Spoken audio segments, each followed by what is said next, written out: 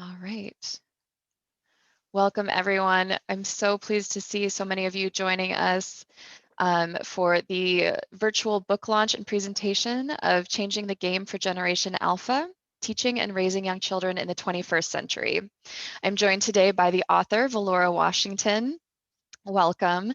And I just wanted to do another reminder about the chat. Please make sure that you are sending it to panelists and attendees so everyone can see your comments. Valora is going to be doing a presentation, and at the end, we're going to be taking questions. So you can use your Q&A feature that is open, and I will be reading them to Valora at the end. You can also upvote if somebody has a similar question or one that you really want to make sure that we get answered today.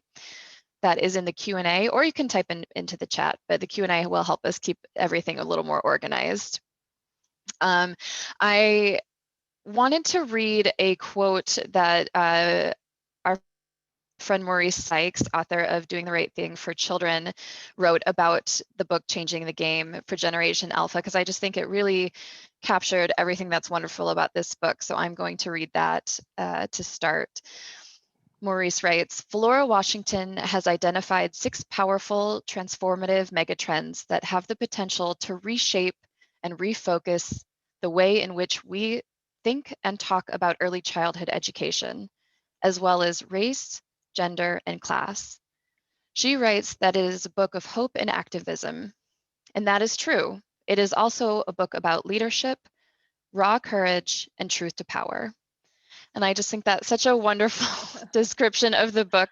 So I'm really excited to be launching this book with you, Valora. It's been a joy to work on and to hear today about the megatrends. And I should also mention that Valora is the president of the CAYL Institute, and I'm just going to hand it right over to you so we can get started. And oh, it looks like maybe someone can't hear me. Is anyone else having, before we get started, if you can chat? You can hear fine. Okay, so I'm sorry, it might be the audio is working fine. Okay, so maybe just make sure that yours is working. And I'm sorry, with that, I'm gonna hand it over to Valora. Okay, thank you. First of all, I want to thank Redleaf Pres for working with me on this project. And I also want to thank each and every one of you for coming to listen to this presentation, this brief summary of the book today. Thank you so much. You know, I was an anthropology major in college, traveling around West Africa for a summer with a team of professors and students.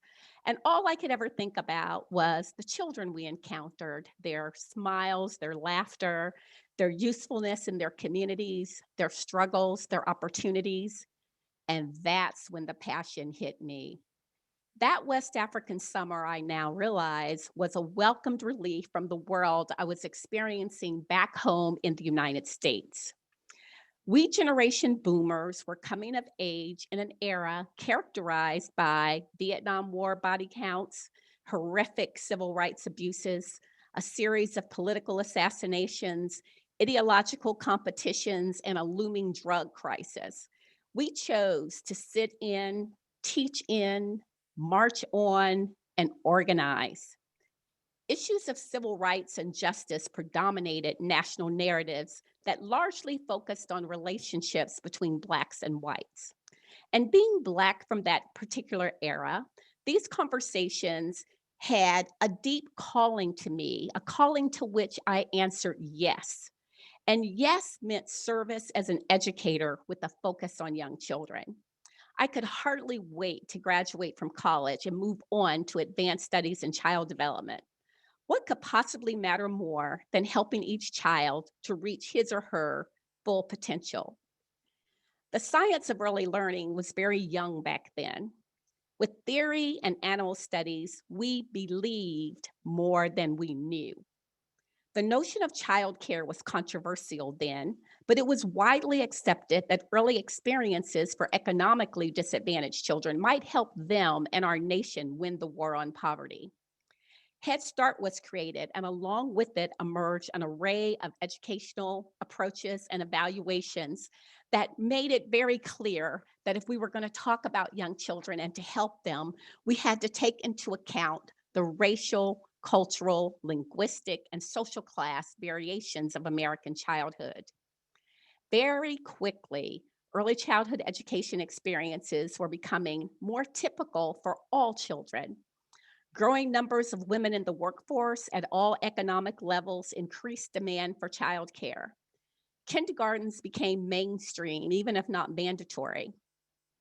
We moved steadily from believing we could enhance children's potential to learning more about how to actually accomplish that with effective parenting and teaching strategies.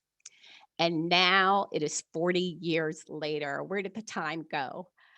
I still feel that passion and excitement about advancing opportunities for young learners and supporting the educators who work with them. And now something important has changed. There is so much strong evidence now that the birth to 5 years are a critical period that shapes the rest of a person's life. The impact of early experience is proven to be a foundation to children's social, emotional, educational success when they're children, but also as they grow older. If there's any one message that has emerged from decades of research and experience, it is this: that the adults in the lives of children matter enormously. And adult interactions with children are a key factor in producing healthy, happy childhoods as well as favorable adult outcomes. But there's another clear insight, and that is, as a nation, we have moved from believing more than we know about child development to an entirely different phase. Now we know more than we're actually doing. In other words, the opportunities we offer to our youngest children lag far behind the science. As a nation, we have been reluctant to invest in children prior to elementary school. Yet that's when the brain grows fastest and the groundwork for the future is planned. Decades of research has demonstrated the benefits of strong parenting and effective early childhood education, not only to the child and the family, but to our nation as a whole. Our inaction has consequences. Relative to comparable nations, the United States has fallen below international norms in how well we support families and children. Research shows that parenting is a happier and more deeply supported activity in some other countries.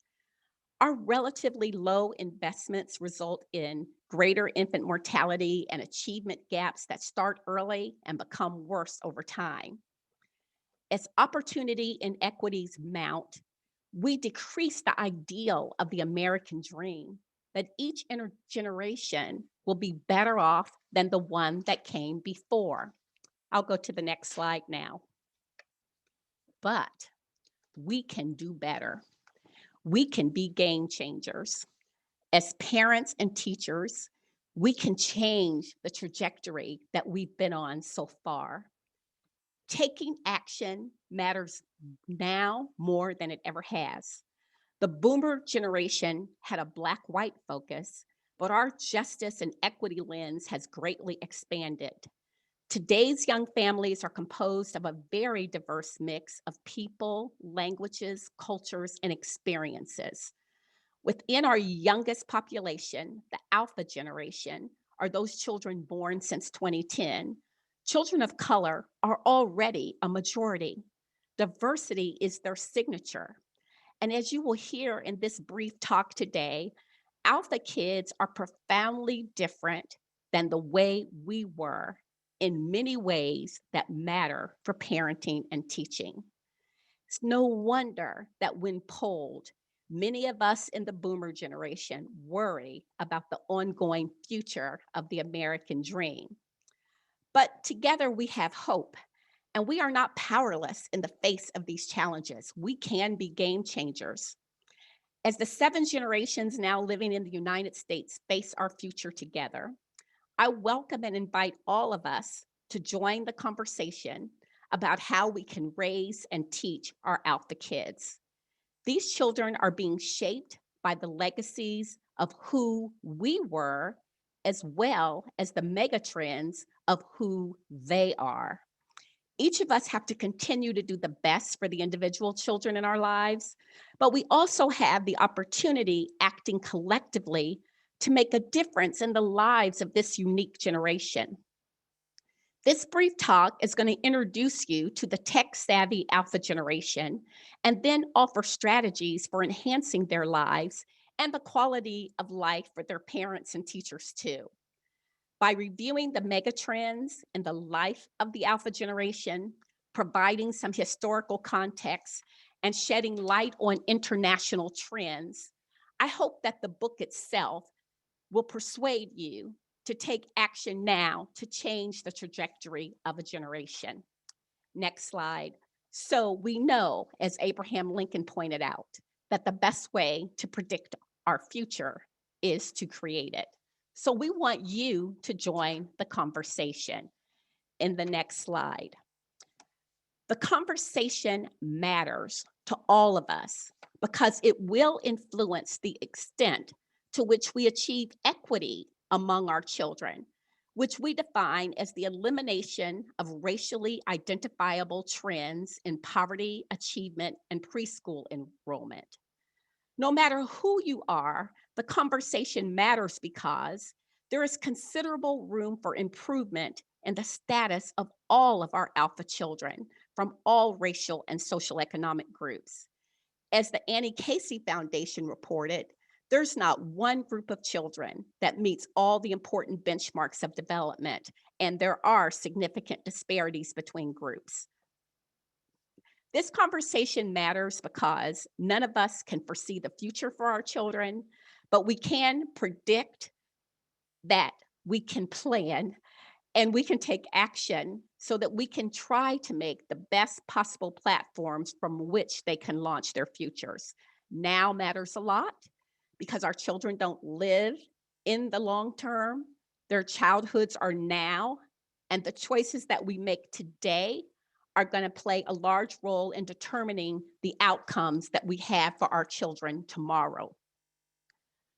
Along with several co-authors, I've been encouraging this conversation for several decades, but the alpha child megatrends make it more urgent now. In the year 2000, J.D. Andrews and I co-authored a book called The Children of 2010, where we tried to predict 10 years out what would be happening with our children. In the year 2010, J.D. and I edited a book called The Children of 2020, where we asked some of the leading thought leaders of our nation to think 10 years out about the future of our children. And now in 2020, this book, Changing the Game for Generation Alpha, looks at how this generation of young children, as the most diverse and tech immersed in history, presents new opportunities and challenges for the adults in their lives. In this brief talk, I will summarize some of the megatrends and game changers for Generation Alpha. The book itself has a lot more detail, of course, and if you want to know more about Generation Alpha, I encourage you to read that book. And I do want to say right up front that to be the game changers that we could be for Generation Alpha, it is going to take a lot of courage to do the work that we must do to really raise Generation Alpha. We're going to have to weigh and consider many, many new ideas as we are in the midst of this generational shift. We're going to have to reconsider some of our beliefs, and we might have challenging conversations with our friends and colleagues. But all of this is part of our growth, even though it ain't easy. So let's get started. Next slide, looking at the 6 mega trends that we have for Generation Alpha. The term Generation Alpha was coined by Mark McCrindle, an Australian social researcher who took alpha from the first letter of the Greek alphabet because this is the first social generation born entirely in the 21st century. With respect to Generation Alpha, 9,000 alpha kids are born in the United States every single day. 2.5 million are born every week around the world. In 2050, when the eldest of these children is 40, Generation Alpha will be 35 million people in the United States and almost 2 billion worldwide. There are 6 major trends about Generation Alpha that I think when you think about them together and you think about them intersectionally, create a framework for transformational change that will impact the children, impact women, families, people of color, and educators at all levels. So let's take a look. Generation Alpha megatrend number 1. Generation Alpha is going to live and interact with many more generational cohorts, largely because of the increasing human lifespan. The global average lifespan in 1900 was 31 years old, and it's now 72. In the United States, life expectancy is about 80, and a typical 65-year-old can expect to live to 85. So what this means is that Generation Alpha is going to benefit from many more perspectives and learn from the various ways that different generations think and approach problem solving. But in the detail I provide in the book, I also point out that the interplay of generations is not without challenges, chiefly because of the perceived competition for economic security across the generations. Generation Alpha living with many more generations. Let's look at the second megatrend. The second megatrend is that Generation Alpha is going to be living and is living now in smaller and constantly evolving families. While the number of generations living may be increasing, the number of children is shrinking in each family. And the families in which they live have growing complexity and diversity. In the United States, one-child families continue to gain ground as the ideal family size has dropped from 4 kids, largely because it's so expensive to raise children, people say. Declining family size means that alpha kids are going to be a smaller proportion of the total population of the future United States. Now, this is not surprising when you consider that the parents and educators of the alphas, largely millennials and Generation Z, have come of age in an era characterized by relatively insecure career paths, a shaky job market, lower incomes relative to their levels of educational preparation, fewer economic supports, and a gig economy. Young adults, the millennial parents of alpha kids today, are facing crumbling infrastructure, climate change, inequitable educational systems, unfunded tax cuts, widening income equality, the threat of terrorist attacks, and even a pandemic. So all of these factors mean that the parents of the alpha generation, these children today, are less likely to have parents that are married to each other. Their parents are more likely to be older. Their parents are more likely to have a higher education. But Generation Alpha is a generation reared in a nation that doesn't have and won't have a dominant family form. There is no Ozzie and Harriet for them. The diversity of family types is a result of the overall drop in fertility, smaller families, decline in 2-parent households, rise in 1-parent households, blended families, and multiple partner fertility. And even more, the alphas families will be fluid. They are fluid and they're evolving and will continue to evolve throughout children's lives for many reasons, including non-marital cohabitation, divorce, remarriage, or death.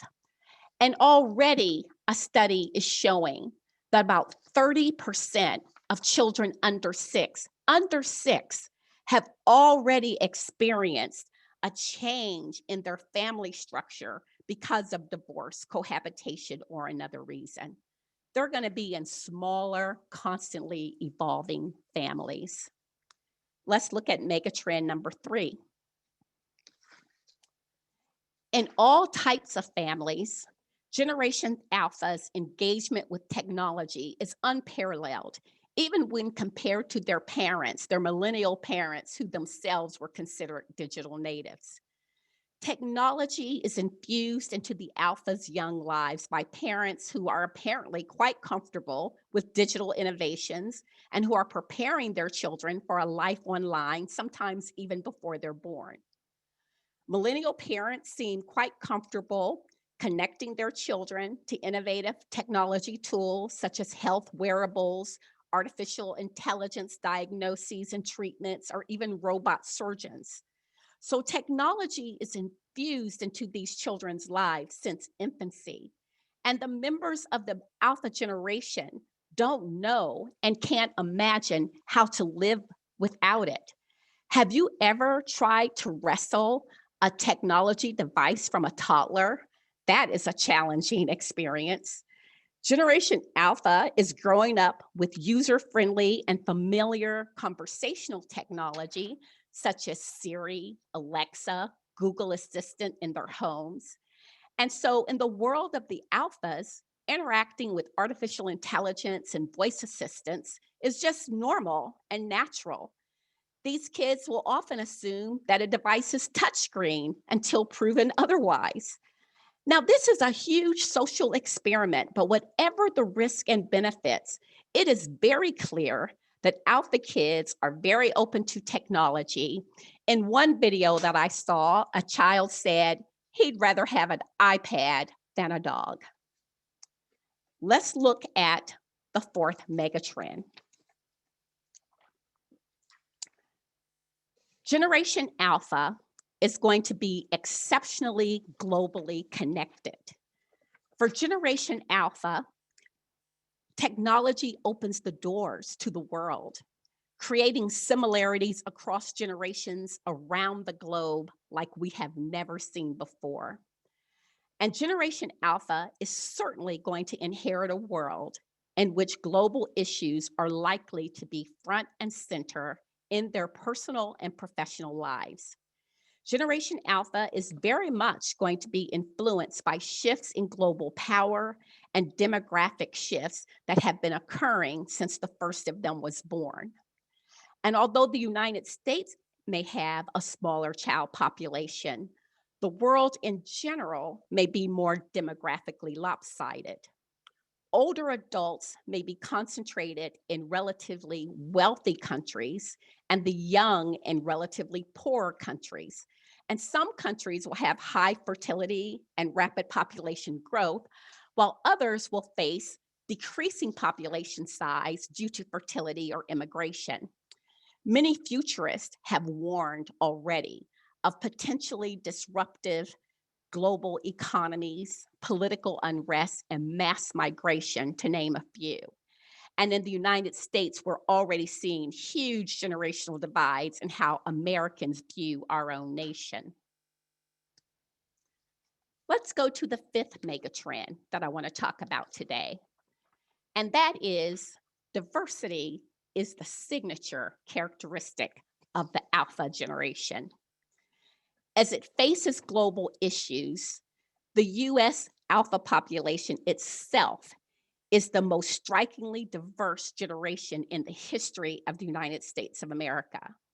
Diversity is the new normal and likely irreversible. The new American family picture is very clear. An aging, slow-growing, and declining white population existing in tandem with rising racially diverse youth. Clearly, these racial and ethnic youth are the primary demographic engines of our nation's future growth.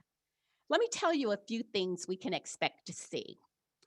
We can expect to see that ethnic blending is going to continue. The share of mixed race children is set to double, and the largest growth rates are projected for multiracial populations.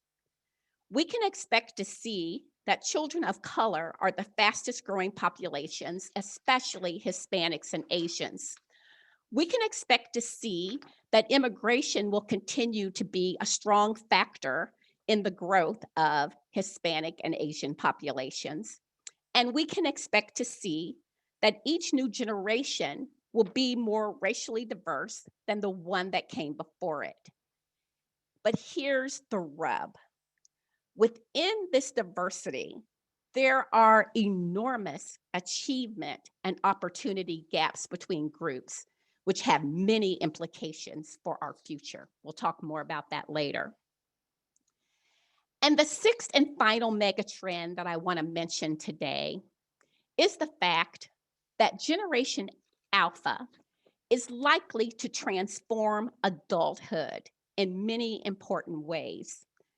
As alphas become adults, they may make up the longest lived and wealthiest generation ever. They may be better, yet differently educated due to prized online and non-traditional certification options that will be available to them at every stage of development. They will typically begin school in early childhood and find that continuing education is a womb-to-tomb necessity for them as a result of more automation, machine learning, artificial intelligence, and many new pathways to demonstrate competency. Meanwhile, corporate sponsors are going to be eager to tap into them before graduation as they are a much smaller cohort. And this idea of graduation may even diminish as lifelong and more specialized learning becomes typical and retraining becomes even more essential. There are going to be many, many questions that strongly emerge on the American scene. To what extent will employment be more widely and fundamentally disrupted by automation? How will these potential disruptions change the meaning of employment or the educational requirements for any specific job? Will the future for less trained workers be dominated by low-paying service jobs that can't be automated? As career pathways become less predictable and less stable by both necessity and temperament, Generation Alpha may be a more entrepreneurial generation, expected to change jobs more freely, frequently, often on freelance contracts, as labor becomes more of a commodity, robots take over more basic production. And so we're going to see a fast-paced, flexible approach to work, which will be revolutionary and potentially jarring to the psyche. Along with the financial demands of supporting new employment models, there's going to be a boom in the aging population, just as Generation Alpha is reaching adulthood and moving toward their greatest earning potential. Alphas are going to ultimately have to support healthcare, social services, retirement systems for larger number of elderly people in society as a whole. And again, significant equity and opportunity gaps associated with group differences is not likely to be productive in this brand new world. Gender and racial inequality, if it persists, will have a growing effect on the national economic well-being as people of color become a larger than ever share of the adult population. Cultural shifts in the areas of employment and education could deepen cultural, racial, and social divides with an elite group of people taking highly specialized roles, leaving many, many others without meaningful work. So when we think together about these 6 characteristics, these megatrends of the Alpha generation, we see a picture in which race and gender inequities can loom large. These gaps will be demographically, culturally, economically impossible to ignore. Alphas are growing and maturing in an age when life has to be navigated in the face of constant and disorienting change for which there are no known answers. We are headed into uncharted waters. We must raise and teach our children in this context, understanding that there are many possibilities ahead.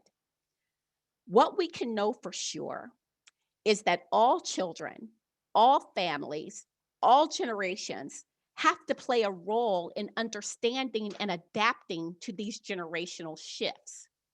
All children must be able to enjoy the right to participate fully in the social and political lives of our nation if we want freedom and democracy to thrive and endure. Our destinies depend on enhancing the human potential of all people. And we also know from generations of research, as well as examinations of policies in other countries, that there are effective ways to accomplish this. So our questions become, will we? How can we? And when will we, as a nation, better address the human needs for social and economic support or create equal opportunity for all? How quickly can we close opportunity gaps that are related to academic achievement or poverty? These questions and our responses to them are the raw elements that can sow the seeds for incredible advances or for social disruption, or something that we haven't thought of yet. None of us can foresee the future for our children, but we can work together to prepare the best possible platforms from which they can launch their futures. So I'm going to briefly describe 3 game changers, 3 solutions that would make a difference for our children in the next slide. In my view, these 3 game changers can profoundly impact not only Generation Alpha, but all of us. Let's look at the first game changer that I propose. Universal systems for supporting people, including paid family leave, greater visibility for unpaid work. These are the kinds of things that must become a normative foundation from which businesses and family life will thrive. Now, when we start writing this book at first, we were not in the pandemic, but the pandemic has only made this more true. This is a game changer because some research suggests that Americans would live 4 years longer if the United States had a safety net as generous as those of some European countries. There are also estimates that 600 infant deaths could be prevented if the United States had 12 weeks of paid family leave. And we know that these infant deaths are disproportionately children of color. Game changer number 1, we've got to have better systems of supporting people. Let's look at game changer number 2. I know that many of you listening are in the early childhood education field, so you know that my game changer number 2 is that we must have high quality, tuition-free childcare and early childhood education available for all children everywhere. Because decades of research has already shown us that if we can get more equity, economic, social benefits, educational benefits that are produced for the children, for the families, for the communities, for our nation, if we had childcare, early childhood education for all children everywhere. This is a game changer because absenteeism and lost productivity due to childcare crises cost employers about $3 billion a year. And that was before COVID-19. Childcare is probably one of the largest barriers to gender equity in the workplace. And research has shown that in industrialized countries, subsidized childcare and education had the single biggest impact on women's employment. Research estimates that if United States women between 25 and 54 participated in the labor force at the same rate as they do in Canada or Germany, there would be 5 million more women in the labor force, which would translate to $500 billion of additional economic activity per year. And if the United States implemented family support policies as generous as the average ones in other countries, women's labor force participation would rise about 7 points. Yes, it helps the economy when women are employed. It also helps out the kids, especially since 40% of these kids are living in a single woman household where the mom is supporting them. In families that can't find childcare, mother's likelihood of employment is strongly impacted. And not surprisingly, most of those impacted negatively are low-income women of color. And yes, our nation is even more prosperous because of early childhood education. A policy brief by the Brookings Institution concluded that the impact of a high-quality universal preschool policy on economic growth could add 2 trillion, that's with a T, trillion, $2 trillion to the annual US gross domestic product by 2080. Good reasons for this game changer. And the third game changer that I'm going to suggest today and talk about today is this idea of opportunity equity. There's a lot to be said about that, but I'm just briefly going to say that equity of opportunity for all Alpha children must become a unifying objective for educators. It's important for family empowerment and mobilization. As key drivers of our children's futures, families have to lead efforts to close achievement gaps because in the diverse nation that we already are and will become even more of, we cannot prosper if large numbers of our children are left behind. Just as Generation Alpha represents a future promise, there are contemporary disruptors that, left undisturbed and unchecked, can limit or eradicate the opportunities that Generation Alpha represents. Allowed to persist, inequalities within our nation can increase social tensions that limit child development. Frontline, proactive developments and support for people, for early childhood support and equity for all children is what's going to pave the way for our national success. Next slide, please. So as I've shown you these 6 megatrends and 3 potential game changers, I want to say that these strategies are adaptations to the world we live in, that we're entering now. That's a world in which innovations in artificial intelligence change the nature of work and redefine the roles of people who do the work. That's why it's so important for education. This is a world in which variations in the size and the racial composition of generations is going to result in larger numbers of 2 groups, which is the elderly and young people of color.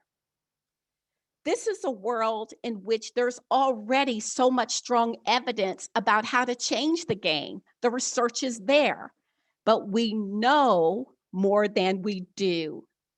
The strong evidence about the benefits of developmentally appropriate early education, family support, and equity are already there. Now, it is important for me to say here as we come to the end, that these game changers are not political party platforms. They're strategies in the national interest for everyone. These game changers are not ideological positions. They are responses to demographic and social realities. These game changers are not for special interests. They're going to benefit all children while promoting our national unity and strengths. Some of you may be asking the question, are these game changers achievable? And I will say that most certainly they are. I have already seen so many changes in this work for children over my 40 years of working in this field. Some of you are still asking, are these game changers really achievable? And what I would say to that is, whatever the challenges in store, we must certainly try to achieve them because now matters a lot. Next slide. Change is not optional. When you think about the mega trends, you already see change is here. It's not optional. That means that our courage cannot be optional either. We have to look clearly at the opportunities presented by the transformative alpha generation. We have to think about how we as adults can influence the direction of change during this significant generational shift. We have to accept the bold challenge to prepare ourselves for our future and their future in a context that we as adults have never experienced before. And we have to think about taking the opportunity to engage in public dialogue about how our communities and our nation can move ahead with more audacity and more hope. Yes, it's going to take a lot of courage, but it ain't easy. But as Robin DiAngelo points out, the key to moving forward is what we do with our discomfort. We can use it as a door out and blame the messenger or disregard the message or disregard the megatrends, or we can use it as a door in by asking, what can we do? And how do I get started now?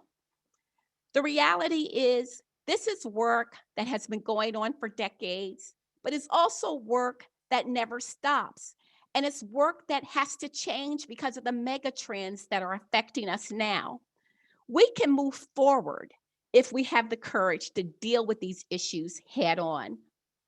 Racism, sexism, and other social ills have a long, appalling, painful past that has yielded unfortunate contemporary consequences for alpha children.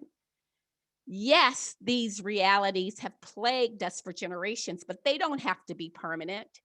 We have hope always. We have empathy and compassion.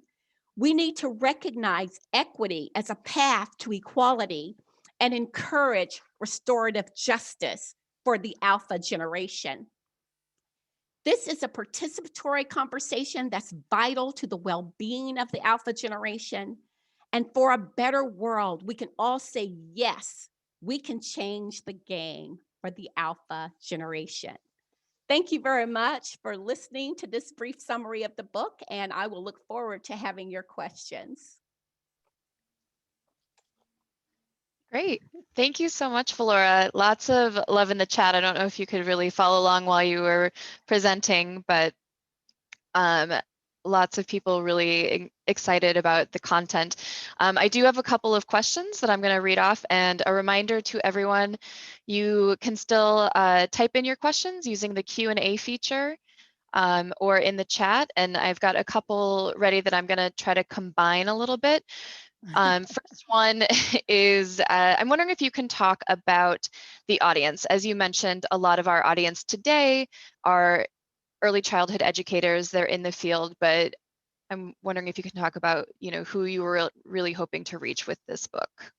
Well, we do hope to reach parents, but since you mentioned they're early childhood educators, because one of the things that we talk more about in the book is the strong role of parents. and how parent leadership with us as educators is really what it's going to take. When we look at other countries who have made more progress in some of these areas, what we see is a strong parent activism. And I think that as professionals, we care deeply and we're working so hard, but we've got to work with parents and help parents to take a front and center role in demanding early childhood education and demanding family support. And so I'm very proud of early childhood educators. I'm very proud of early childhood educators more than ever because of how we have stood up and responded in this COVID epidemic. We are American heroes. You know, it's so sad that people keep talking about us being essential, but they're paying us like we're not essential. The low wages, the long hours, the lack of care for the work we do, people not understanding that we are professionals and we're not babysitters, when we are producing so much for the economy and for the long-term benefit of children in our nation. I'm very proud of early childhood educators. I'm very proud to be an early Mhm. childhood educator. But what I'm saying is we have got to get parents standing up with us. Mhm. Yeah, I definitely can see using this book as a book club read with families, not just parents. I know somebody commented in the chat about specifically Game Changer #2 would really help grandparents that have custody of their grandchildren. So that goes back to Absolutely. another mega trend of the evolving families. So that's really great. I'm going to go into the Q&A here. This question is from Joan. The trends in education towards increasing standardization seems to contradict the needs for the alpha generation who are living in times of so much change.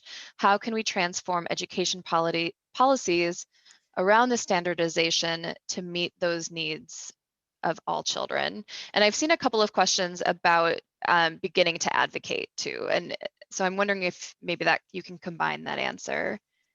Yeah, for a long time, we've been seeing a lot of education policy and practice actually moving in the opposite direction, not just that I'm talking about, but educators on the ground are talking about all the time. That we see and we know that our children learn best with hands on learning. We see and we know and have a deep commitment to individual education and individual pathways to competence for our children as well as for ourselves as educators. But yet we continue to see people want to mandate this cookie cutter approach to learning, to credentialing, whatever it might be.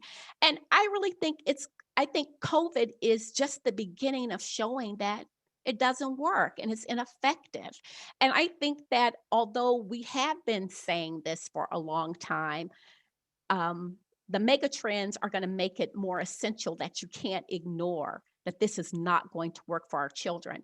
I think also employers are going to make it clear that it doesn't work. We're going to see more employers offering training and offering pathways outside of the traditional university from which they'll be hiring people and moving people forward. So I think that the marketplace in a way is going to move in a way that is going to challenge a lot of that traditional educational policy direction. Mhm. Agreed. Yeah.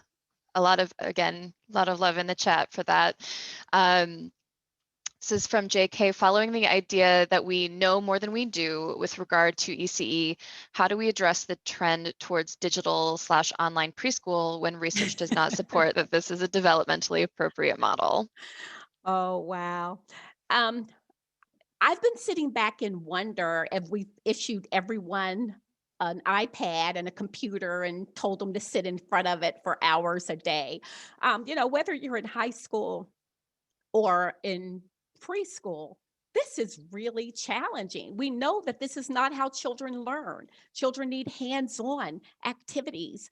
And, we've got to upend it. Instead of having the kids go online, why can't we provide resources either to the families or to communities to support children having other kind of activities? We also know that organizations like the American Academy of Pediatrics and so forth have long not advocated children spending this much time with screens. So this kind of trend that you can have an online preschool or whatever it is really not in alignment with what the best of what we know has been for a long time. I know that in a COVID environment, it seems expedient and convenient, but how much learning is actually going on? I think it's going to be interesting to find out. And I think the years are going to reveal to us in the future, especially as children become more verbal and can reflect with us more about how they're experiencing this COVID year, how much learning is actually taking place. I wonder. That's a Mhm. researchable question for all of you PhD candidates out there. That's great. Um, we have a question from Julia about the book being translated. It is currently only available in English. There is potential that we might have it translated in the future, but for the moment, it is only available in English. It's a great question. Um, Yes, and I do want to mhm, say it is only available in English right now, but I think people who have been following my work over many years know I have a deep commitment to having things available in multiple languages. And this is something that I care a lot about. And I think also when you think about the megatrend and the different populations that are children, it's really important to have information accessible for all people. mhm, absolutely. I have a question from Nancy. Thinking about systems, it seems that there needs to be much more collaboration and coordination between early childhood and the K through 12 systems. Mhm. I think that's a really interesting idea. Yeah, and again, in my career, and you can go to our website at the CAYL Institute. I've worked for a long time in the intersection between the community-based early childhood and the public schools. That's a big piece of work that I've done, working cross systems between the community-based world and the K-12 world. And what I can say is, particularly in the early years when I first start doing that work intensely. It's challenging because of the different systems and the different requirements and so forth. But it's also possible, and that I found that working across these systems and bringing people together across these systems has been very powerful. I also found initially there'd always be distrust, but it's very powerful when those systems come together because what we have in common between community-based systems and the traditional K-12 systems is that passion for children, that passion for families, and that transcends. And we can start thinking about how do we assess children's progress, and we start thinking about it from a developmental point of view rather than from the point of view of which tool do we want to purchase. You get a lot of power in those conversations across systems. Yep. Oop. So, so sorry there. All right. Just want to take one more look at these. We've also had some comments about pediatricians being an important stakeholder. I think that's a great point as well. And these game changers and advocacy, anyone that works together for this generation alpha is a good audience for this book. So um, I oh, here we've got one more. From Nancy, do you feel positive about the future and our ability to meet the challenges? I think that's a great last question before we wrap up. So thank you, Nancy, for that. Absolutely. I feel extremely optimistic, but I'm not naive. I'm optimistic because I've been working in this field a long time and I've seen tremendous progress in this field for a very long time. And so I'm very optimistic. I also realize that it is a very difficult work. And I know that right now, as our whole nation and our field is in the midst of a lot of equity conversations, that it is really challenging at the heart of us, even though in our field, we have had stronger positions for equity than perhaps any other profession. I mean, we have been very strong writers about our concern for equity for decades, but we haven't always been able to practice what we've written about and what we've loved and what we've said is developmentally appropriate.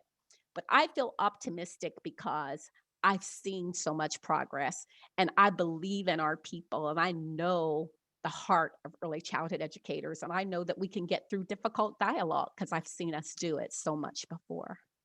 Yeah, that's wonderful. Yeah. Thank you so much, Valora. Thank you, everyone My who joined us pleasure. Thank today. you.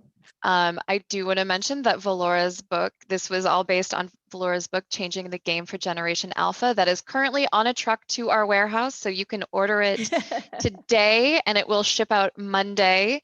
And for joining us, we are offering you 15% off using the code Valora on our website, which is redleafpress.org. You can also call customer service to place your order or send us an email. I also want to give a shout out for our program Early Childhood Activities. This is a texting program, so you register with your mobile phone and you can sign up for Monday, Wednesday, or Fridays. That's infant, toddlers, preschool, or school age, or you can sign up for all three, and you will get weekly activities sent directly to your phone to use. They're all from Redleaf Pres resources, so they're all developmentally appropriate. They have things like STEM, art, transitions, all sorts of different things. So that is a free service that Redleaf provides, and we would love to have you guys sign up. That's also available on our website, redleafpress.org/text. We will also be sending out an email of this recording to everyone that registered, and it will include a certificate of participation for spending the hour with us. And again, we really appreciate this. You know, I know it's the end of Thank a you. very long, hard year. So we Mhm. really appreciate everyone being here, Valora taking the time to present, and all of your hard work over the last 40 years and also on this book. So thank you all so much. Thank you. Thank you, everyone, for joining in this conversation.